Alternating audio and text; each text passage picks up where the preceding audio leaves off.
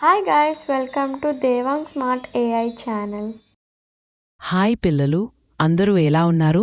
ఈరోజు మనం క్రమశిక్షణ గురించి ఒక చిన్న కథ చెప్పుకుందాం. ఒక చిన్న గ్రామంలో గోవిందు అనే అబ్బాయి ఉండేవాడు. అతనికి బాగా తెలివి ఉన్నా ఎప్పుడూ ఆలస్యంగా లేవడం, హోంవర్క్ చేయకపోవడం, ఆటలు ఆడుతూ సమయాన్ని వృధా చేయడం అలవాటుగా ఉండేవి. ఒకరోజు టీచర్ అందరికీ టైం టేబుల్ తయారు చేయమంది.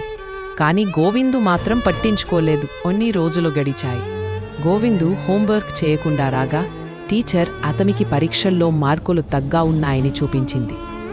మ్యాచ్కు వెళ్ళాలి అని ప్లాన్ పెట్టుకున్న రోజు కూడా బట్టలు రెడీగా లేక, పుస్తకాలు కనబడక చివరికి మ్యాచ్కి ఆలస్యంగా చేరి టీం నుంచి తప్పించబడ్డాడు.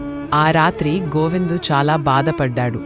తాతయ్య దగ్గరికి వెళ్ళి, నేను కూడా టాప్ స్టూడెంట్ మంచివాళ్లలా అవ్వాలనుకుంటున్నా, కాని ఎలా అని అడిగాడు. తాతయ్య మృదువుగా చెప్పాడు, క్రమశిక్షణ అంటే చిన్న చిన్న పనులు సమయానికి నిత్యంగా చేయడం.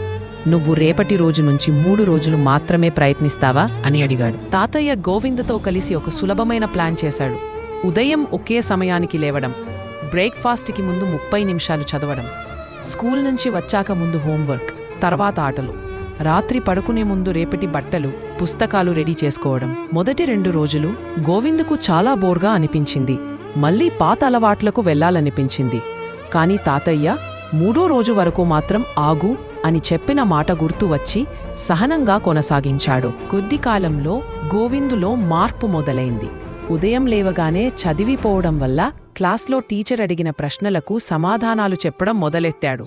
టీచర్ అతన్ని ప్రశంసించడంతో గోవిందుకు సంతోషం, మరింత ఉత్సాహం వచ్చింది. తర్వాతి క్రికెట్ మ్యాచ్కి గోవిందు ముందు రోజే బ్యాగ్, డ్రెస్సు, షూలు రెడీ చేసుకున్నాడు.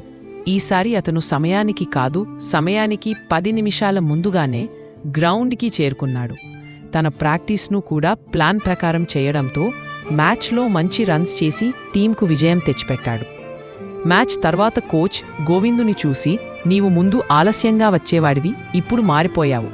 ఇదే క్రమశిక్షణ శక్తి అని చెప్పాడు. గోవిందు నవ్వుతూ, రోజూ చిన్న చిన్న పనులు సమయానికి చేస్తేనే పెద్ద విజయాలు వస్తాయని నాకు ఇప్పుడు అర్థమైంది అన్నాడు. ఈ వీడియో మీకు నచ్చితే లైక్ చేయండి, షేర్ చేయండి, అలాగే దేవాన్ స్మార్ట్ AI ఛానల్ని సబ్స్క్రైబ్ చేయండి.